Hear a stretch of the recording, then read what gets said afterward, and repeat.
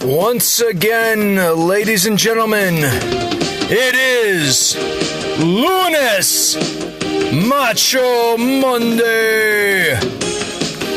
Ian Torch here, giving you another wrap-up of another weekend of riotous wrestling.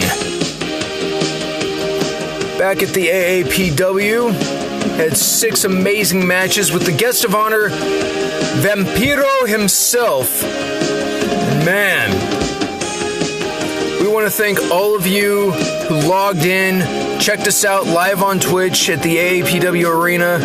Those who came in enjoyed themselves. It was a heck of a night. First match of the card opened things off.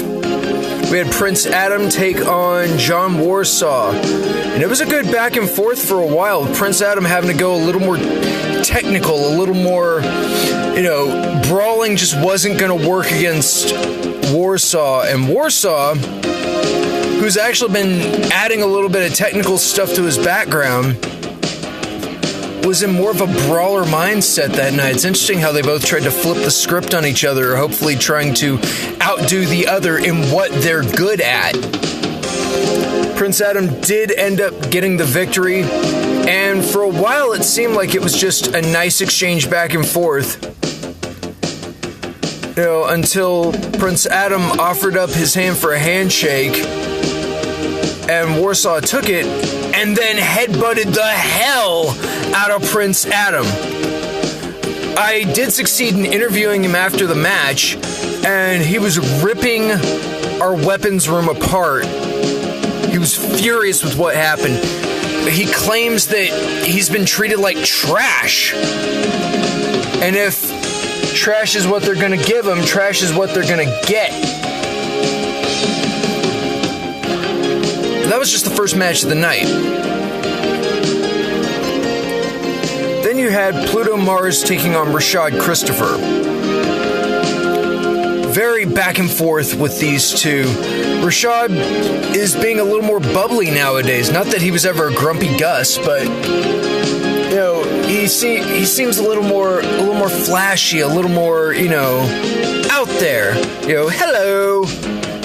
Pluto kind of went back to his roots of being an interplanetary conqueror, forcing Rashad to submit to his lethal dose of plutonium. I interviewed him after the match, and he was transmitting his success while we were interviewing. It was very Pluto. Hopefully Rashad is feeling better, and Prince Adam, I know he is more than revved. He got the victory, and now he's got a reason to really fight. But then we have our first tag match of the evening. Lucha Legion taking on Vega del Rio and his tag partner Del Negro. A hired gun that Vega del Rio came across because he still believes that the Lucha Legion have gone soft since going back to Prince Adam the week prior. This match, high energy, back and forth. These guys were just unleashing on each other, especially Del Rio, who has more than an axe to grind. And believe you me, he was not going to let it go.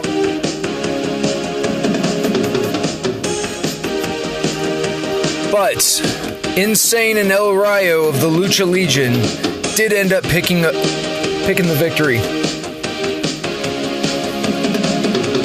So all of Lucha Legion were riding high. And even though they didn't have the belts, they felt more like champions this week than they did last. Carrying themselves differently, they're more, they're not as confrontational. They really do feel like, more of a brotherhood than a gang. I don't know what Prince Adam said. I don't know what he did. I could be wrong, though. Maybe it's not his influence. Maybe they've always felt that way, but they just weren't sure,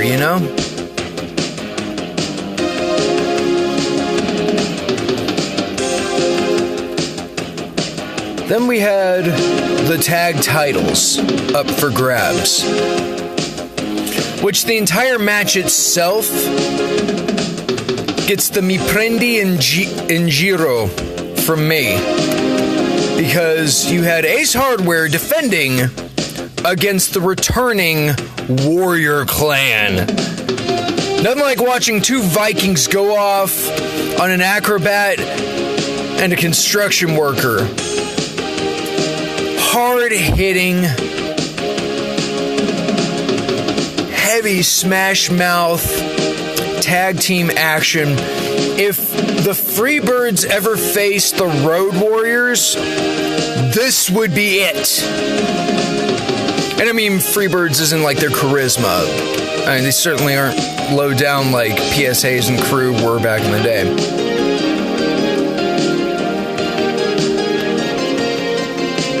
But lo and behold, Ace Hardware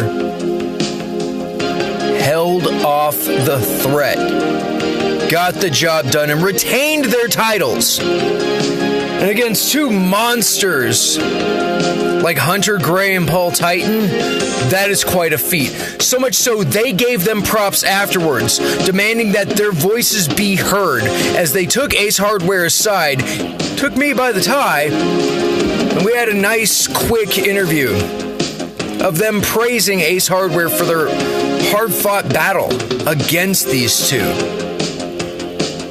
who will carry this on to Valhalla, but come back even more determined. And apparently they all went out to eat afterwards, but I didn't get to join them. Oh well. So then, another title up for grabs as Johnny Cruz defended the Twitch title against Steve Areno.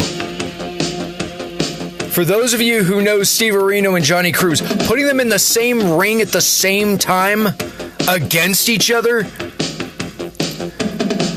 well, your TV's about to suffer from some technical difficulty, because these two, lock for lock, clutch for clutch, hold for hold, these two went at it. Even on their worst night, either one of these guys can give you a 3.5-star match. And I'm talking like on their worst, they could care less, drunk, suicidal, overly depressed. Thankfully, this wasn't a 3.5-star match. This was for 4.5. The only reason why this match did not get higher than that is the outcome. And what I mean by that is how tainted it was after Johnny Cruz barely pushed past his limits, just got one over on Steve Areno. And believe me, Stevo was not holding back. Come the end, all he could do was just go and go and go and go against Johnny Cruz. And Johnny had a response for everything he sent. But it wasn't squeaky clean. Johnny wasn't just easily getting out of holds. He was clutching, he was clawing, he was doing everything he could to get out of everything Stevo threw at him.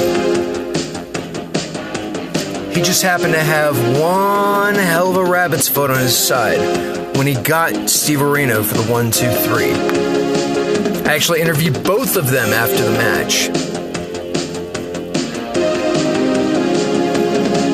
Stevo, believing he's been letting us down. I don't know why he thought this, but he did.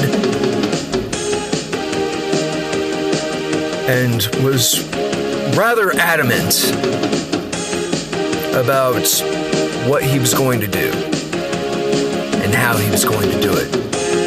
To get back into the pecking order.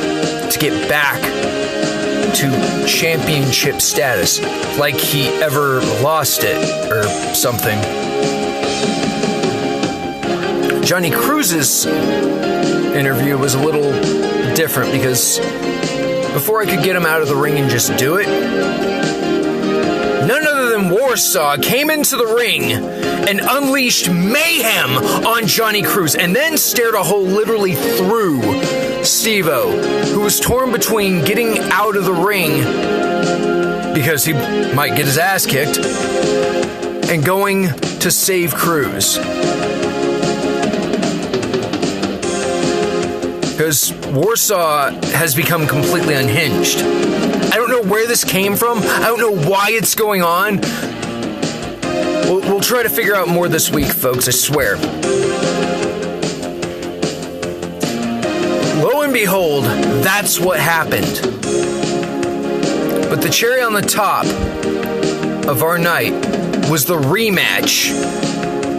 Black and Blue 2 for the AAPW heavyweight title. Christopher Black, the Preacher of Pain, the reigning and defending AAPW champion, against the Azul Avenger, the challenger, Blue Blade. You want to talk a fight? You want to talk a brawl? You want to talk about war?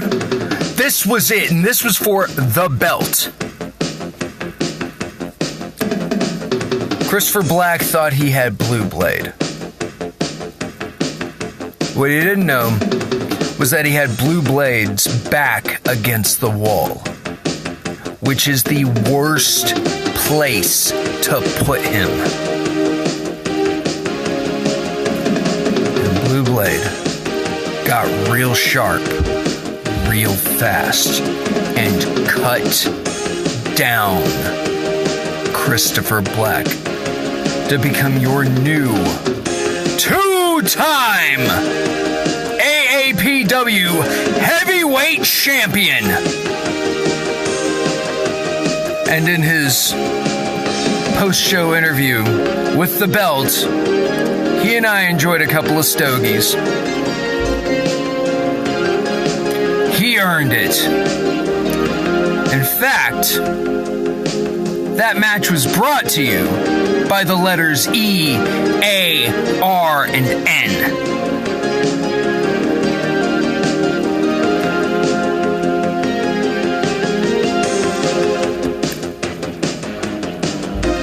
What's going to happen next week? We have a new champion and a challenger who has sworn revenge. The Lucha Legion have turned over a new leaf, it seems. John Warsaw is on the war path. And Pluto Mars is starting to collect heads again. Can Johnny Cruz hold on to his belt one more week? And will the wall of defense that Ace Hardware has assembled to get those tag titles stay up, or will it come crumbling down? We'll find all this out next week.